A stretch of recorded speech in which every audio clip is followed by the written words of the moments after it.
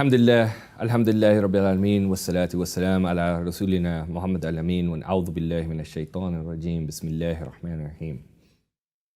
Welcome back to our discussion with regard to Javed Ahmed Ghamidi's ideas on the traditional narrative and his counter-narrative on the relationship between Islam, between religion and the state. We are at this point now in our discussion of the counter-narrative. And in the last session, we spent some time talking about where this counter-narrative originates from, specifically about the person of Hamiduddin Farahi, a scholar in the Indian subcontinent who put forward what in the views of Ghamidi Saab is the fifth major sort of vision, holistic vision and approach with regard to the Islamic, with regard to Islam as a whole. And that's something which then leads to where eventually Ghamidi Saab, who considers himself part of this intellectual heritage tracing back to Hamiduddin Farahi, that takes us to then how the counter-narrative emerges. And we spoke a little bit about Farahi Saab leaving his legacy, intellectual legacy, to another scholar by the name of Amin Islahi. Now, Islahi Saab, who eventually would then become Javed Ghamidi's teacher, spent an intense the last 5 years of Farahi's life with Imam Farahi, learning from him, learning Qur'an from him, and a variety of other things. And partly, Ghamidi Saab recalls a number of stories of this relationship and how it opened up certain doors of thinking for Amin Islahi, who himself was, traditionally trained and was a graduate of Madrasatul Islah, and so had a particular way of thinking that looked at language in certain ways and in very structured ways, right? And he describes a number of things. One story that's kind of worthwhile to share is that on one occasion, Ghamidi Saab says, Amin Islahi was reading the Muallaqat al-Saba, these sort of 7 odes that are famous record of Jahiliyyah poetry, of pre-Islamic poetry. And oftentimes these are part of every sort of madrasa or Islamic learning seminary curriculum because they give access to the language at the time of the Qur'an. So they're read quite widely. But it's hard Arabic poetry, and Islahi Saab at one point was sitting with some colleagues and sort of bemoaning the fact that he can't really understand and make sense of this Arabic poetry from the Jahiliyyah period, that sometimes he can't tell whether the poetry is praising the person's beloved or the person's she-camel, right? That just sort of wasn't clear to him. And so he was kind of bemoaning this Arabic poetry. And one of these colleagues ended up mentioning that to Hamiduddin Farahi, who responded by saying, yeah, someone has not really helped, or Islahi has not really had someone help him understand Arabic poetry, right? And so as a result, he ended up, when he met with Islahi next, he said to him, recite some Arabic poetry for me. And so Islahi Saab ends up reciting the first verses of the very famous poem, probably arguably the most famous poem in the Muallaqat, by Imrul Qais. And that famous line, that's Kifa Nabki min dhikra habibin wa manzilin, right? That he recites that, and Islahi, then Farahi says, okay, well, give me the translation. Tell me what that means. And so Islahi Saab translates it in this sort of very standard way. And obviously this is in Urdu, so the the translation in Urdu and then the translation that Farahi Saab offers give you a sense of kind of what doors Farahi opened, but I'll try to convey that through English to some degree. So Islahi Saab translates it and says, it translates as, hey, my two friends, let's wait a bit and refresh the memory of my lover and the place where she lived. Very kind of standard, literal, straightforward translation. And Farahi Saab says, okay, but he suggested that a better way to translate it might be like this. My friends, just wait. Just wait a little bit, a little while. Let me shed a few tears for thoughts of my beloved and her abode. And Islahi Saab says that in that moment, he realized the world that he was missing out on as it relates to language, and especially poetry, right? He, after that day, learned how to really try to fully appreciate Arabic poetry. And that becomes an avenue then to appreciating the language of the Qur'an. Islahi Saab eventually writes a commentary on the Qur'an starting in 1956, and he's about 52, 53 years old, and ends up writing this commentary, Tadabbur al-Qur'an, sort of reflections on the Qur'an, if you will. And it's 9 volumes. And he writes it, he spends a lot of time alone writing it, and moves forward Farahi's thought. He critiques his teacher at certain points in it as well, but really kind of moves that thought forward. And Ghamidi Saab says that for him then, the idea was, all right, well, what's the next step with these ideas?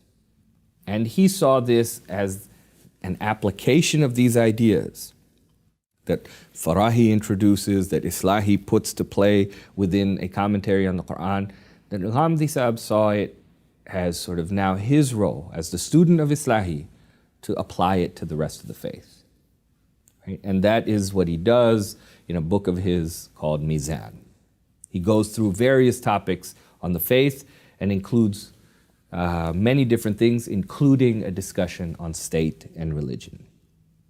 And that then allows the breakthrough of this type of counter narrative possible, was to take those ideas and then apply them in the context of religion and state. Now, let's go back. Ghamidi Saab has talked about the traditional narrative utilizing established history essentially as a source of religion. And the thing with established history is it's hard to deny, it's hard to oppose it. It's established, it exists. And the people who've tried to counter the narrative in the past, like Shibli Nomani, for instance, their approach has been, because that history is so undeniable, their approach has simply been, oh, well, we need to offer just an alternative interpretation. Like, we take it as established history of how, and a source, but we give an alternative interpretation of how it functions as a source in this particular situation. If the history is irrefutable, then Ghamidi Saab says it's not possible to deny it, right? And if that is your base and that becomes the source, then that becomes an overpowering source because it's indisputable. The breakthrough that Imam Farahi has, though, right, which you see various indications of in his work, etc., is that he ends up starting something new. He ends up approaching things from a different direction. The core breakthrough that he ends up having is that when seen in the light of the Qur'an, it becomes clear that the established history that is being used as a source is not actually a source itself, is not actually a religious directive itself. That's the key breakthrough, that when you look at it and you make the Qur'an your focal point, then you begin to understand and have a better appreciation of what that history is. And what that history is, Ghamidi Sahib says, is that it is simply a manifestation of what he says is sunnah Islahi. It's God's way as it relates to his prophets. It is not meant as political instruction. It is not meant as a directive for Muslims today.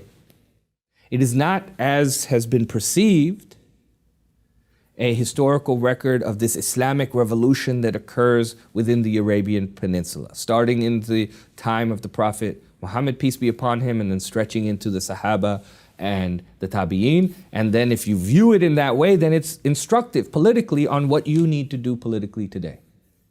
If you view that historical record as established history as a source of religion, then it becomes a directive. Right? But Ghamidi Sahib says, no, that's actually not how to look at it. The traditional narrative is seeing it as a historical record, that the Prophet, peace be upon him, migrates here, establishes a state here, spreads Islam, that this is God's methodology of how you bring Islam to people. And it's God's methodology, and it's being done by the Prophet, peace be upon him. It's the system that God wants to be put in place. And because it's being done by the Prophet, peace be upon him, that he is the best example for us, so we need to emulate it. That's the traditional narrative. That's behind the traditional narrative, right? This is an Islamic revolution for them that took place then, and it needs to be replicated. It's the model. But Imam Farahi flips this understanding, because essentially what Imam Farahi, and really sort of fully articulated by Javed Ghamidi, is saying is that no, that is established history, but you're understanding it wrong. That is an established history that is the manifestation of God's path for his prophet, peace be upon him, specifically for his prophet. It's not for everyone. It's not a revolution the way that people are construing it. In the same way, he says, God has manifested a path for other prophets as well. In fact, the Bible is a record, an account of God's path that he set for other prophets. The Qur'an actually speaks about the mission of Abraham and then the family of Imran. So in the same way, God has manifested a path for other prophets in the past. In fact, the Bible is another example, Ghamidi Sahib says, of God's path that is articulated for a set of prophets. And it's an account of the path that was laid out for Abraham and the family of Imran, right? And that's revealed within the Bible. So hence, the events of this period in the Prophet's life, where he migrates, where he's told to establish a state, he establishes a state, where he engages in spreading the faith, where he engages in jihad, conquering territory, it's specific to his mission. It's specific to his mission. It's an account of the path that Allah Ta'ala, that God has laid out for his prophet. Right? It's an account of that. Hence, the history is precisely as the classical narrative understands it. It's precisely how the classical narrative, the traditional narrative, recalls it. It occurred in that way, Ghamidi Sahib says. There's no denying that. But what Imam Farahi does is he shows how the Qur'an should be understood. The Qur'an tells us that history and things that were happening, the Qur'an is giving us an account of the mission of the Prophet Muhammad, peace be upon him. The classical narrative, the classical folks say, oh no, this is Quranic guidance, right? But they're not looking at the Qur'an as a whole. They're taking those directives outside of the whole. When you look at it as a whole, when you look at it within its fullness, you realize, no, actually, that's not what's happening. This is an account of something specific to this prophet. It's an account of this messenger's warning, his inzar. It's an account of the divine path that God has set out for this prophet. It's an account of God's way of dealing with specific people in the past. Right? It is no longer a basis for constructing one's argument about what the Sharia is, as the traditional narrative does. It's no longer a source. If you look at it and think about it in this way, you're thinking about it as an account of a path, of the sunnah that God had set forth for his prophet. In the same way, Ghamidi Sahib says, we look at the story of Noah and the story of Lot and these other prophets and what happened to their people. And the sort of account of that Allah Ta'ala gives is a historical account, but it's not a directive, right? It's hard for us to understand this in the same way because now it's occurring with the Prophet Muhammad, peace be upon him, in a different way than Noah, but it's still the same. It's still Sunnat Ilahi. It's still God's path for his prophet. It's the method that's specific to the prophet. So once you stop thinking about it as a method for implementation of Sharia, but see it as a continuation of God's practice as it relates to his prophets and their specific mission, then Ghamidi Sahib says it changes its impact. Right? Then it's not possible to claim it as sort of the revolutionary method or method for establishing a caliphate. That's no longer possible because that's actually not how it should be understood. This is a manifestation of God's path for his prophet. It's not meant as your method. Nothing there is a source on which you then build an argument as it relates to law. Right? The source for law is Qur'an and sunnah. Right? So this contribution that Imam Farahi makes challenges the historical record as a source of law and religious law. And that understanding, if you take that understanding, then that creates a massive paradigm shift. A massive paradigm shift because it takes the way in which you understand a incredibly significant period of history for Muslims. It alters the way you understand that period of history. Right? So it tells us then how you should actually understand the punishment for apostasy during the Prophet's time. It tells us what is meant, because we've said again, that punishment for apostasy is really rooted and premised primarily for the classical narrative on the historical record. And then secondarily, they'll use and try to connect Quranic support from other places, but they're using the historical record, right, of what happens with Abu Bakr after the death of the Prophet, peace be upon him. Likewise, the eradication of shirk and kufr, and that as an objective, and jihad, and the establishment of the caliphate, and the implementation of religious laws, and the corrective of belief, all of those things being part of the responsibility of the state, that is premised within the traditional narrative on the historical record as a source. But if you shift your paradigm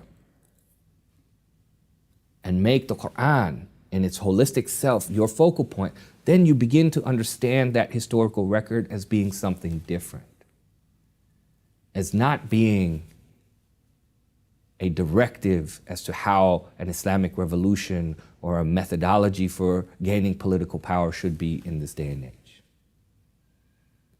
There's a difference then between what is meant for us here as common folks to practice and what is meant for the Prophet. And here Ghamidi Sahib introduces this idea of itimam al-hujjah, right? The sort of completion of proof, where he's essentially, if I put it into my own words, declaring that it is important to understand the differences between the prophetic and post-prophetic period, and the implications of that on the way in which we look at that relationship between religion and the state and beyond, right? And this is something he says is come up before, but it's been hard to explain, right? Because if you look at the historical record as a directive, then you say, okay, the Prophet, peace be upon him, did not allow a single idol to exist in Mecca. Yet, and so, okay, that's a directive. That historical practice, directive, right? That applies elsewhere because it's now part of Sharia. Well, if that's the case, then why is it that the Sahaba allowed all types of idols and temples to exist? How can that be? Like in Egypt, he notes, when the Muslims entered there was an occasion where a statue's nose was broken. I believe a statue of Jesus, I believe, but his nose was broken. And the Muslim general demanded that the person who did it be discovered and found. And when that person was not found, offered to say, hey, as retaliation, my nose can be taken, right? And put that forward. But it was that serious, right? Even though that was an idol. And yet, these are the same people who destroyed or helped destroy the idols in Mecca. How is that the case? If that had happened and that's part of the historical record, and if they were looking at that as a command and a directive, then surely they would have applied the same thing and destroyed all the idols in Egypt. But in fact, what Ghamidi Sahib is saying, coming from Imam Farahi, is that no, they understood what that history actually meant. That there was a distinction, right, between that record not being a source for law for everyone subsequently, but being something that was specific, the path laid out by God for the Prophet Muhammad, peace be upon him. And that paradigm shift of how you look at history and where you place historical events and the power that they have, these indisputable facts, with regard to religion and its relationship to the state, that shift is where the counter-narrative begins. And we hope to go into that in the sessions that come forward as Ghamidi Sahib elaborates on these ideas of the counter-narrative and the paradigm shift necessary to properly understand the true relationship that exists between Islam and the state. وقولي قولي هذا واستغفر الله لي ولكم وسائر المسلمين والحمد لله رب العالمين.